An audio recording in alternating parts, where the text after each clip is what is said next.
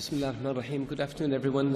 Thank you very much for this kind invitation. I see the topic is the Middle East, and I'd like to maybe offer a more optimistic note than the one we usually read about or hear about. I believe that our region is a dynamic region. It is a young region.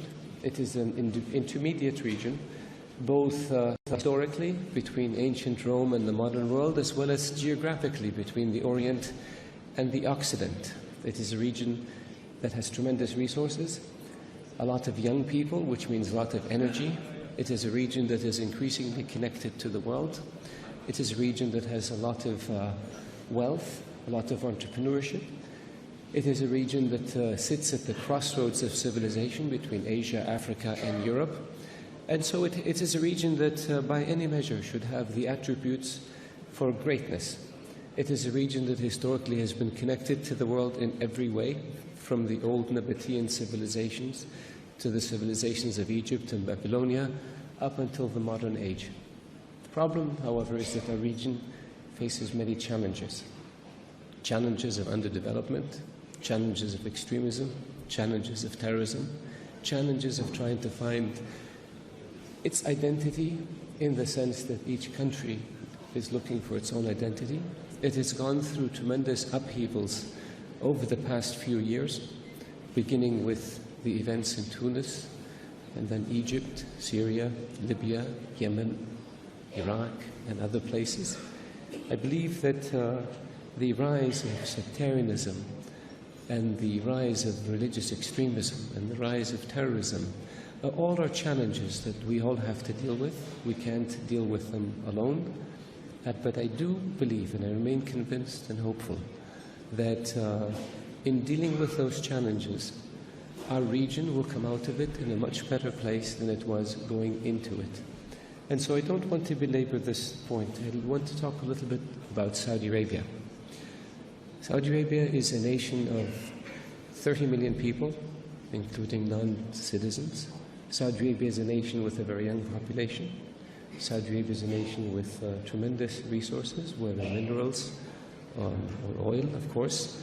Saudi Arabia is a nation that has tremendous financial resources, that has first-class infrastructure, that has stable government and geographic location, that has many friends in the world.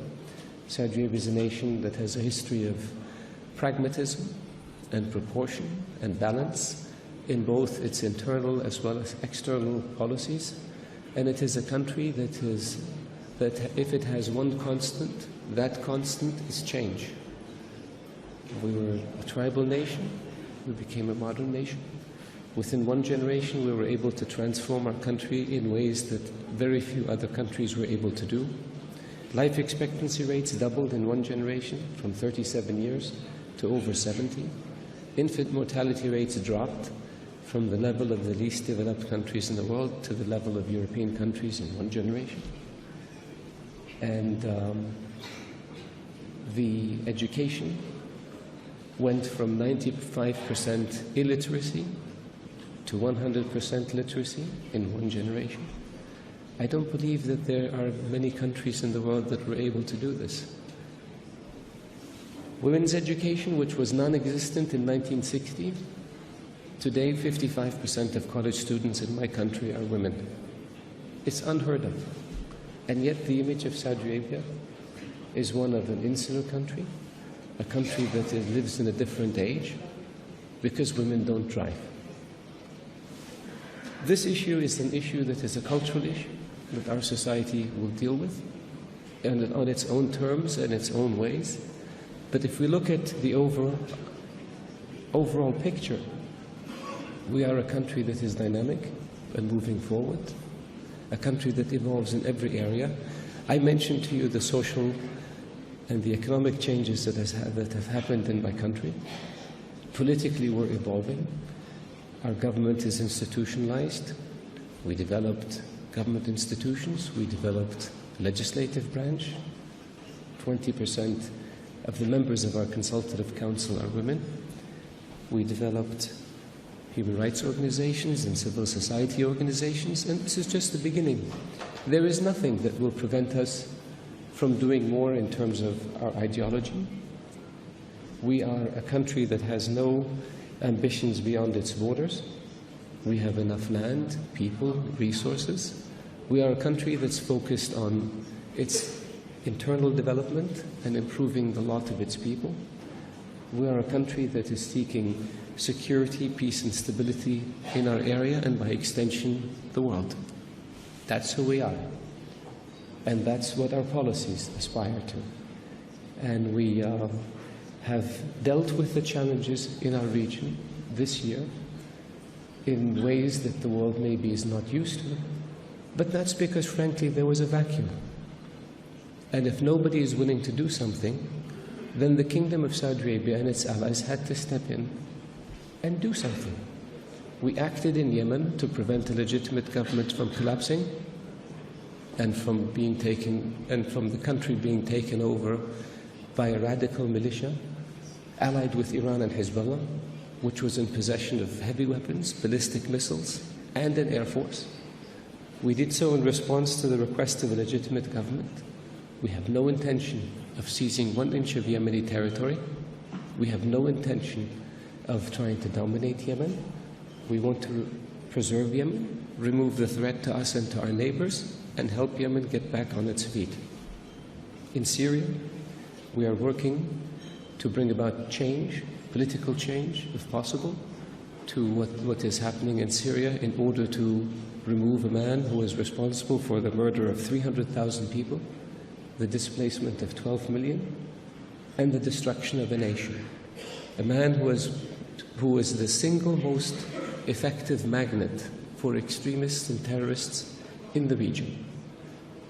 That's our objective, and we will achieve it.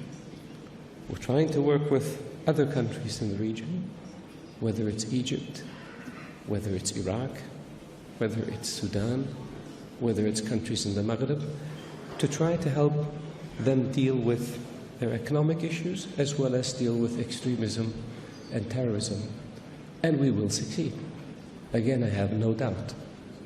We don't have an ideology that we're wedded to. We have pragmatism that we adhere to and that we pursue our policies by. So I think when we look at our country, when we look at the region today, the two areas that stand out the most in reading the newspapers is Daesh and Yemen. And I want to say a little bit about Daesh. Daesh is a terrorist organization composed of psychopaths who have no religion and no morals. They attract other psychopaths, and it's a cult, and it will be defeated. But in order to defeat Daesh, we have to deal with what I call the two elephants in the room. One of those elephants is Bashar al-Assad. We cannot defeat Daesh in Syria unless we bring about change in Bashar al-Assad. He is the man who helped create it by releasing radicals from his jails, by allowing Daesh to operate without attacking them, by even trading with them. He is the man that allowed them to become what they are. And unless and until there is a change in Syria, Daesh will not be defeated in Syria, period. We have an international coalition of which my country was a founding member that has been bombing Daesh in Syria for 15 months, and it's still around. So when Assad goes, the fertile environment in which Daesh operates in Syria will be removed, and we can deal with them. The second elephant in the room is the implementing the reforms that were agreed to in Iraq in 2014 that would bring the Sunni community into the fold, that would create an equitable system between Sunni, Kurd, Shia, Chaldeans, all Iraqis. That also will pull the rug out from under Daesh in Iraq and allow the country and its allies to defeat it. Everything else we do is putting Scotch tape on an open wound. We've got to deal with the source of it. Those are the two main sources. Yemen, I'm more optimistic about, because the legitimate government of Yemen is now in control of 3/4 of the country. The humanitarian assistance in the areas that are controlled by the government is flowing effectively. The humanitarian suffering that exists in the Houthi Saleh-controlled areas is as a consequence of the Houthis in Saleh hijacking their people and starving them and laying siege on their towns in order to score political gains. But that too will come to an end. It takes time. We will not stop until the job is finished. And our objective for Yemen is a new Yemen, a stable Yemen, a united Yemen, a Yemen that will be open to reconstruction and development, that will then result in a prosperous Yemen that will be a good neighbor to us. And so this is, with this, I think I've said enough, so maybe I'll stop here and take some questions. Thank you.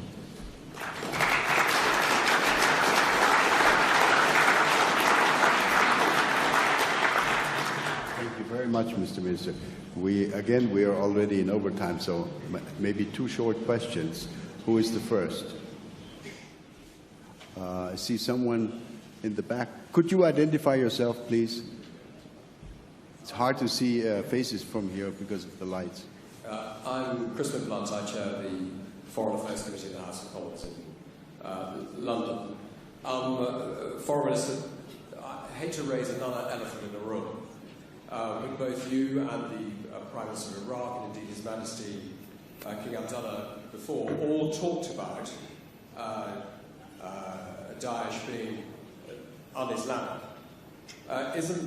And I'm quoting here from an article in Atlantic by a friend, which you're almost certainly familiar with. The reality is that the Islamic State is Islamic, very Islamic. Yes, it has attracted psychopaths and adventure seekers drawn largely from the disaffected populations of the Middle East and Europe, but the religion preached by its most ardent followers derives from coherent and even learned interpretations of Islam. And the article obviously goes on to advise us to base our strategy on countering Daesh with that understanding at its heart, and I invite you to comment on that. Every religion has perverts and psychopaths who try to hijack it. ISIS is as much Islamic as the KKK is Christian. Don't they have a cross? Don't they do everything in the name of religion and Christ? Don't they believe that Christ compels them to lynch and kill people of African descent? Can one really say that the KKK is a Christian organization? There are other groups that one can point to. There are other massacres that were committed in the name of keeping certain countries or regions clear of non-Christians.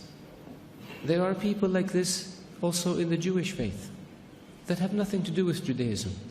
There are people like this in the Hindu faith that have nothing to do with Hinduism.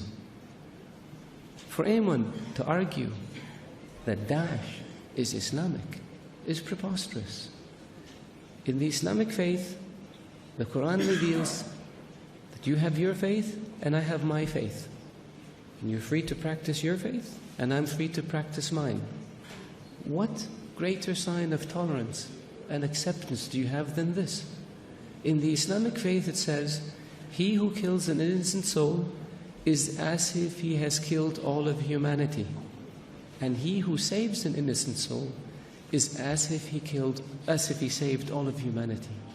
What better example of compassion and mercy do you have than this? So if you look at what Daesh says and you say it's in the scriptures, doesn't the Old Testament say an eye for an eye and a tooth for a tooth? If somebody does it today, would you say they were Christian or they were Jewish? So I caution people, because it seems to have become almost novel. Not novel, it's become the flavor of the day to try to read things into Daesh or into Islam that are not there. The Islamic religion and Islamic civilization was the civilization that preserved the history of Greek and Rome and passed it on to the West. Western civilization would not exist without the Islamic Arab civilization. The Islamic civilization and the Islamic Arab civilization was the civilization that connected China with Europe. So it was global. The point I made early on about being an intermediate civilization, this is what I mean. So if Islam was intolerant and Daesh represented Islam, would Islam have preserved Aristotle and Socrates and passed it on to the West? Would Islam have connected Eastern civilization with Western civilization? Of course not. So I urge you, all of you, to be careful when it comes to making generalizations or to accepting generalizations that have no basis in fact. Thank you. Thank you, Mr. Mitchell. Final question, is that Anne-Marie Slaughter? It is. Good. Hi, Anne-Marie Slaughter, the President and CEO of New America. Hi, Anne. Thank you very much for addressing the issue of women in your country. I think you are right to see that this is an increasing issue for many in the world, that it should be addressed openly. I just wanted to make sure I heard you correctly, because what I heard you say was that there is nothing in your culture that prohibits that retards the advancement of women. Did I hear that right? What I was saying is that in our faith, at least when it comes to issues like women's driving, that this is not a religious issue, this is a societal issue. When it comes to issues like education, this is not a religious issue, this was a societal issue, but we dealt with it. And we went from no schools for women in 1960 to universal education, to where today 55% of college students in Saudi Arabia are women. I can give you another statistic, but it would embarrass me as a Saudi male. More than 60% of graduate students in Saudi Arabia are women. Some of our top doctors and engineers and lawyers and business people are women. So the opportunities are there. It's not, the issue is one that is evolving, just like it is evolving in other countries. America, one of the world's great democracies, gained its independence, my mathematics is not very good, 220 years ago? 1776, 250 years ago almost? It took 100 years before women were given the right to vote. It took another 100 years before a woman was elected Speaker of the House. I'm not saying give us 200 years. I'm just saying be patient. And when it comes to societal change, in every society, people tend to look at where they are now, and they think everybody should be with us. Again, I will quote America, maybe because I spent so much of my life there. America was independent in 1776. The Republic was founded, 2 decades later? It took almost 80 years before slavery was abolished. It took 100 years before there was a civil rights movement. And it took another 3 decades before you had real racial equality in America. Things take time. Now, you hope that in the modern world, with technology and with communications, this process is accelerated, but it takes time, and we must acknowledge this and accept this. We can't expect to rush things overnight, otherwise we wouldn't be who we are. Thank you so much, Mr. Minister. Let's give a hand to Foreign Minister of Saudi Arabia.